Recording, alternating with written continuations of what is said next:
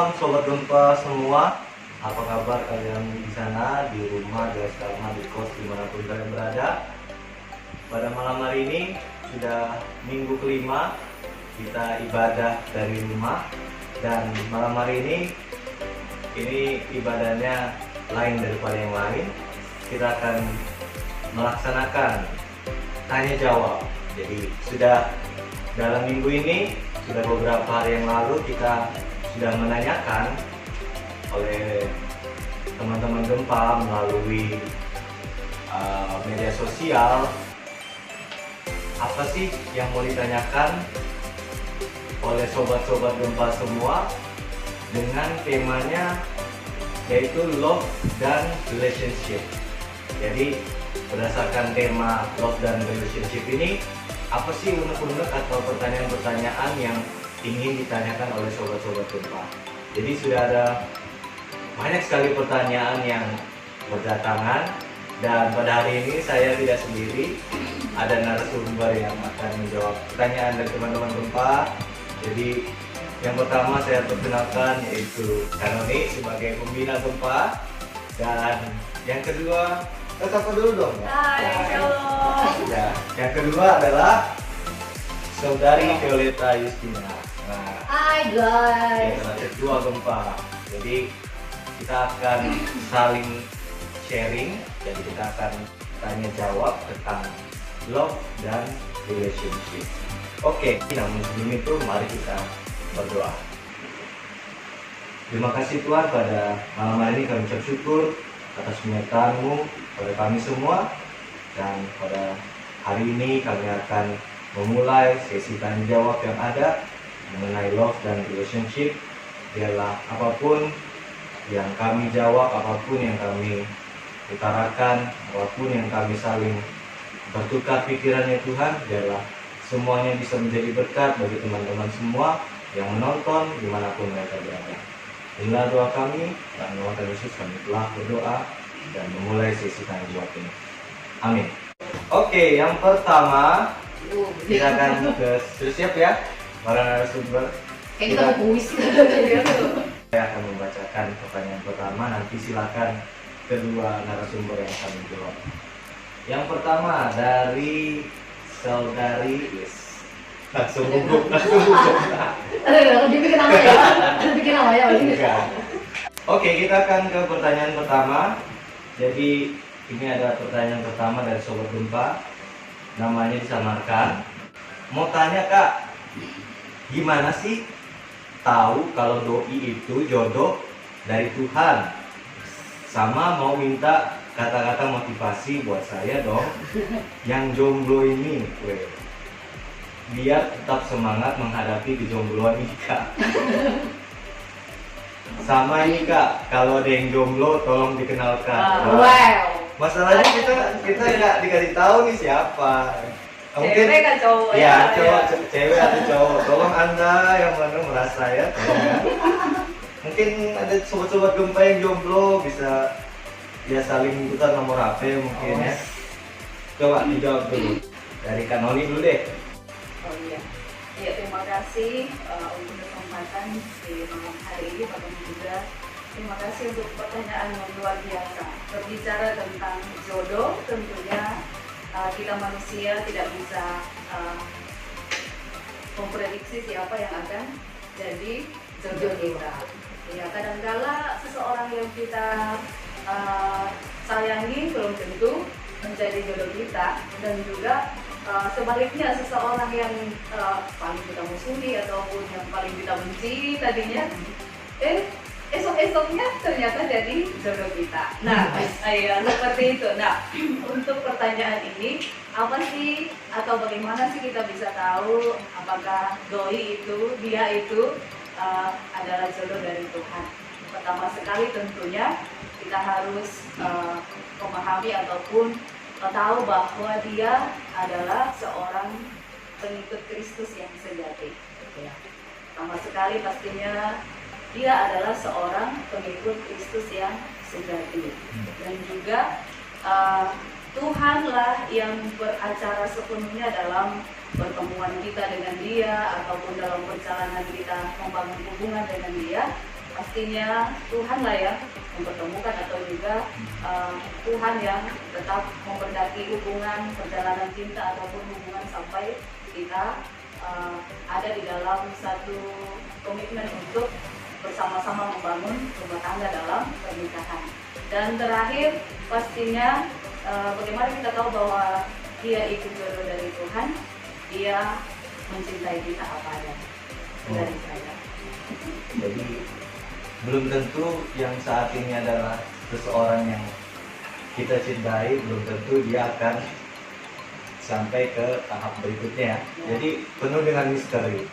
Siapa tahu orang yang kita benci saat ini bisa menjadi jodoh kita. Esok hari ya. Pasti berharap-harap ini.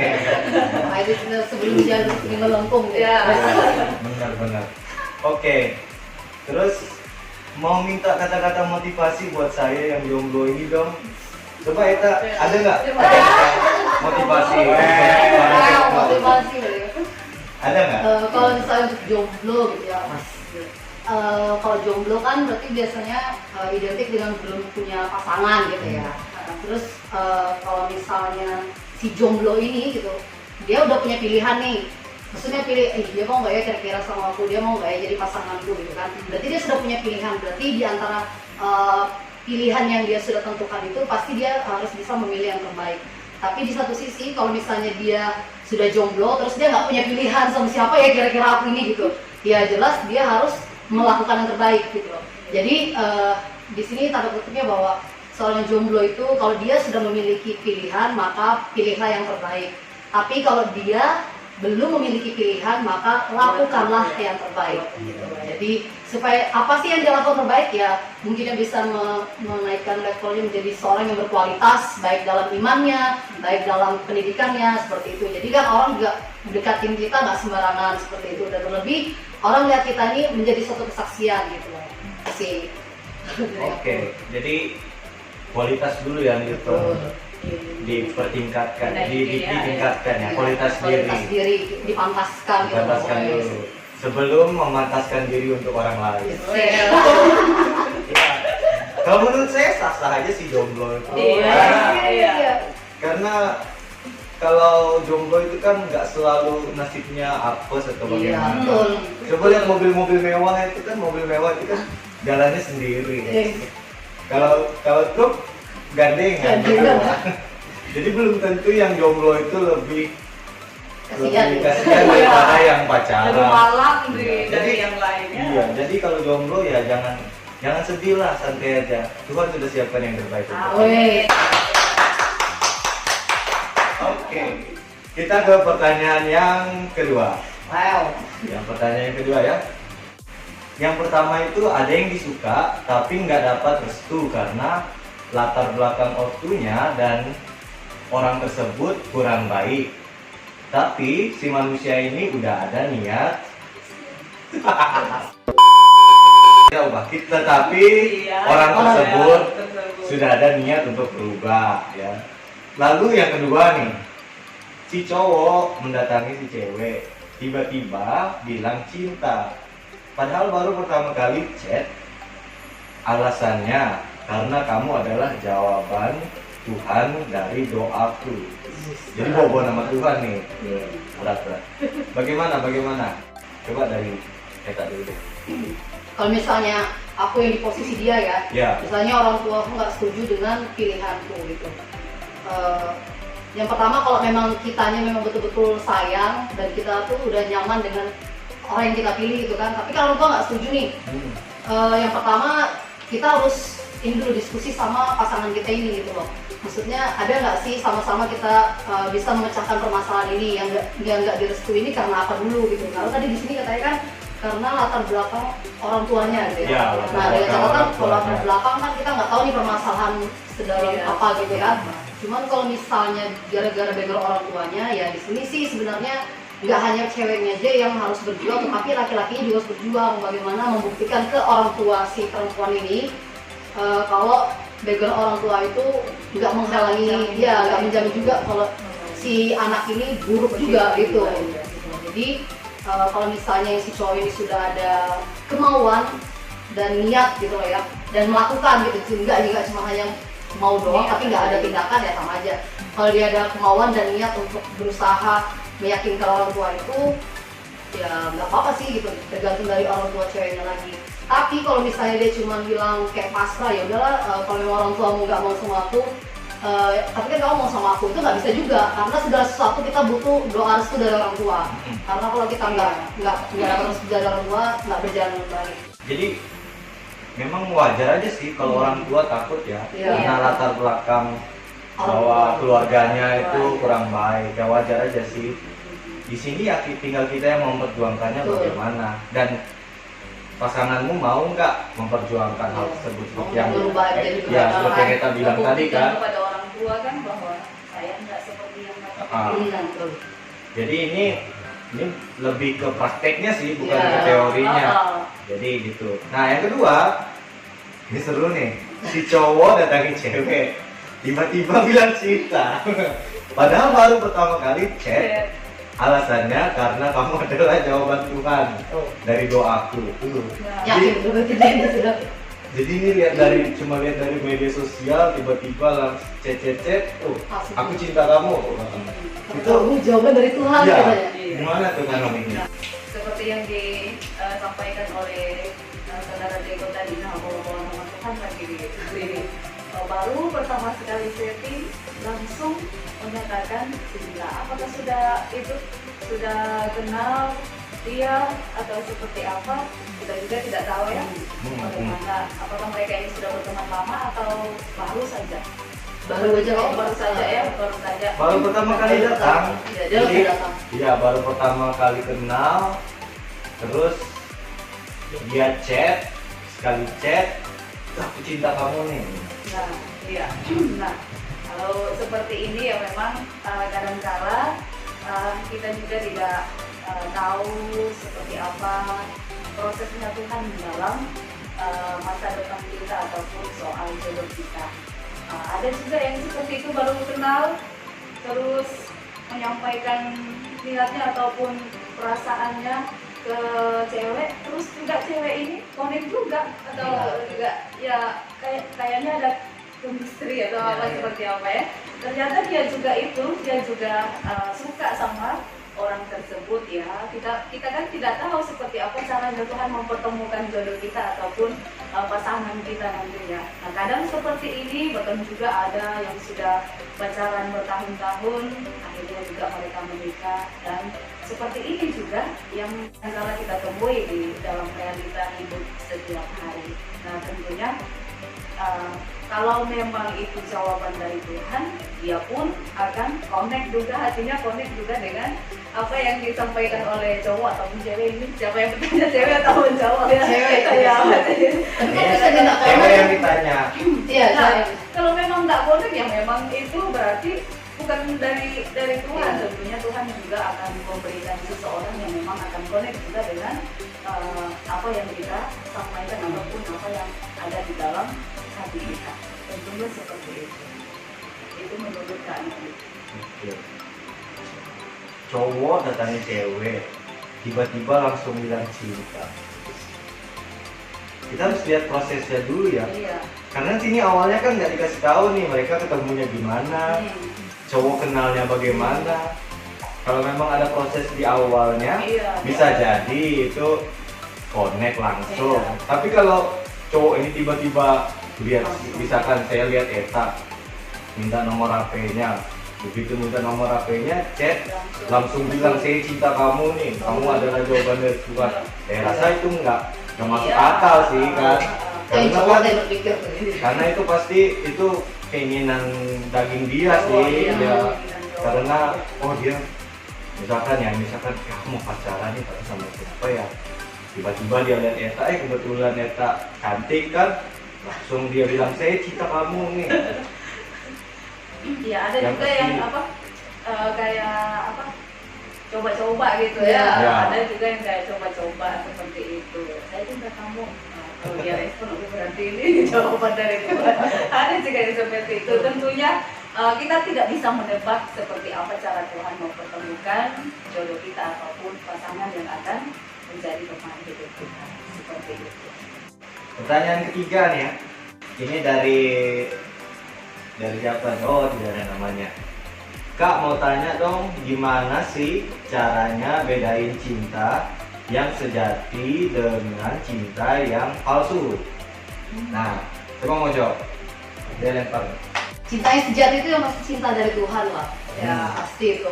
Tapi kalau misalnya kita bicara tentang kehidupan anak-anak muda gitu ya, mungkin bisa dibilang cinta sejati itu cinta yang tidak hanya memandang secara fisik, tapi dia bisa menerima keadaan kita dalam apapun gitu loh, baik dari segi mental kita, pokoknya nggak hanya fisik aja gitu loh ya. Kekurangan kita, kelebihan kita dia bisa terima. Betul. Cinta sejati, cinta yang mencintai kita apa adanya, dan juga cinta yang tidak pernah meminta balasan, seperti itu ya, tidak pernah meminta balasan seperti cintanya Tuhan kepada umatnya ya, kepada manusia yang berdosa ini.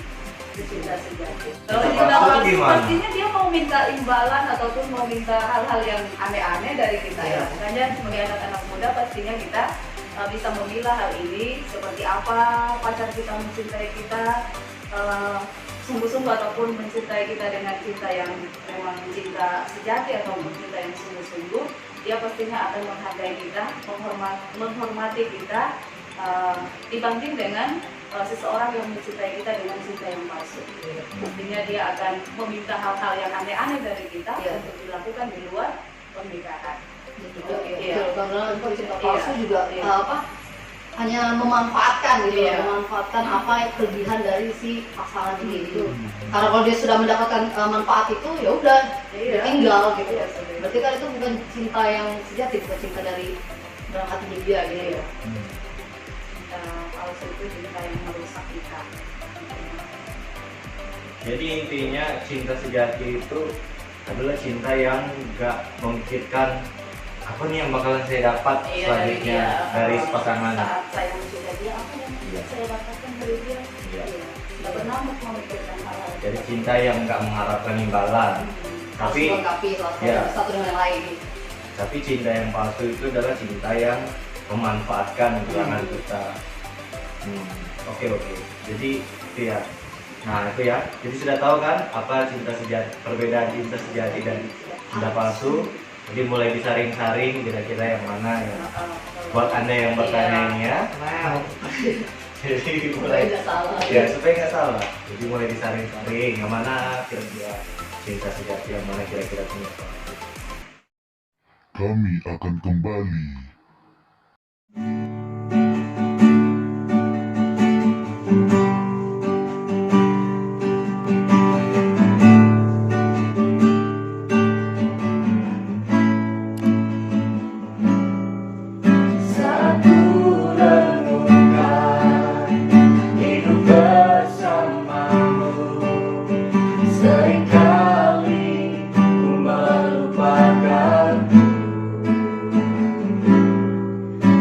Jalan sendiri seakan ku mampu lalui tanpa kekuatanmu.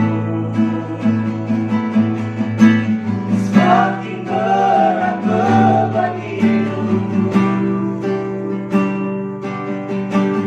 semakin ku menjauh darimu. Cinta yang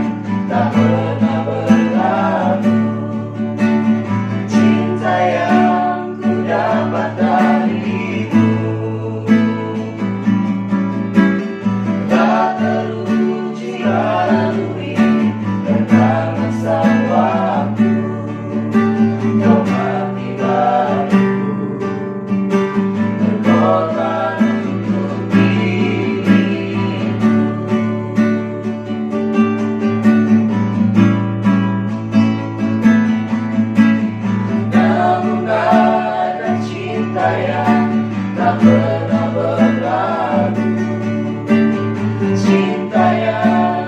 dapat darimu.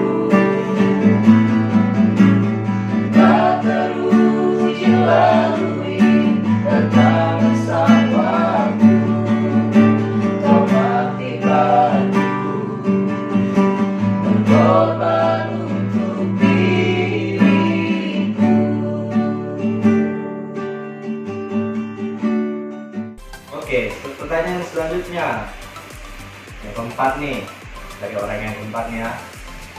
Gimana ciri-ciri pasangan yang dari Tuhan? Ini sama yang tadi Iya, ya? sama kayak tadi Tadi sudah. Oh ya sudah, oke. Nah, kalau sebelumnya sudah sering sakit hati, dikecewain sama pasangan, terus gimana supaya kita bisa bangkit lagi buat membuka hati kita? Nah, terus bagaimana cara menjaga hubungan keluarga tetap harmonis meski LDR atau long distance relationship? Nah, bagaimana tuh?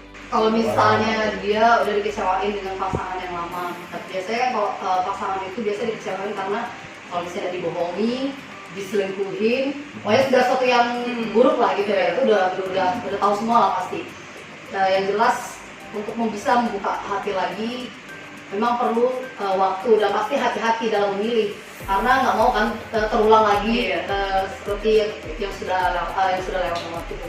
Jadi kalau untuk supaya bisa membuka hati lagi, yang jelas ketika sudah dia mendapat pasangan yang baru ini, mereka harus buat satu komitmen gitu loh, komitmen yang sama-sama mereka dari awal bangun dan sama-sama berjanji untuk tidak mengingkari itu gitu loh. Terus kita bisa melihat juga kebanyakan kan masalah-masalah itu pasti yang itu tadi kayak saya bilang tadi, bohongnya atau diselingkuhi seperti itu. Jadi buat yang bertanya ini, jika dia ini perempuan atau laki-laki lah ya, pokoknya kalau dia memang perempuan yang baik itu nggak bakal merebut laki-laki yang lain gitu ya. Dan laki-laki yang baik tidak akan tergoda dengan perempuan lain gitu. Jadi ya ini posisi perempuan dan laki-laki ini harus sama-sama saling mengerti. Jadi di situ kuncinya, gimana supaya sama-sama saling menjaga supaya pasangan ini tetap nyaman dengan dia dan dia merasa diprioritaskan di antara pasangan-pasangan yang lain atau di depan teman-temannya lah gitu. Kan kalau kita kecewa itu kan karena kita terlalu berharap dan menaruh harapan yang tinggi terhadap seseorang. Pertama kita lihat dulu kualitas pasangan kita bagaimana. Kalau kualitas pasangan kita nggak baik, sudah tentu apa yang kamu dapatkan ya nggak baik juga. Ketika kamu berharap pacarmu atau pasanganmu untuk menjadi baik, agak susah. Makanya itu kita sering kecewa. Kenapa sih kok pacarku nggak baik, pacarku kok jahat, tukang selingkuh, tukang bohong. Ya memang dari dulunya dia begitu. Atau dia nggak romantis atau gimana, karena ekspektasi dia terlalu tinggi. Bisa gitu dia ngelihat pasangan lain kan, ya apa yang juga dia kayak gitu, aku juga pengen gini. Padahal kan dia belum tahu pasangannya itu. Jadi kalau kita tahu kualitas orang tersebut bagaimana, lalu kita memutuskan untuk pacaran dengan dia, kita harus terima konsekuensinya.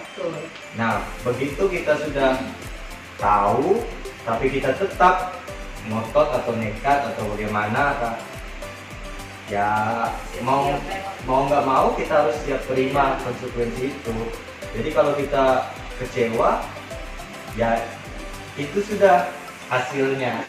Maka dari itu kita cari yang bibit, bobot, bebeknya bagus, kan? Jadi begitu. Nah, jangan asal pilih gitu. Oke, bagaimana caranya untuk buka hati lagi? Ya, bagaimana kamu nih? Ya, seperti yang disampaikan tadi oleh Eta, bahwa kita harus bercermin dari yang lalu ya. Yang lalu, kalau mau membuka hati untuk yang lain atau membuka hati dengan yang lain, memang harus bercermin dari yang lalu-lalu. Jangan sampai yang lalu itu terulang lagi.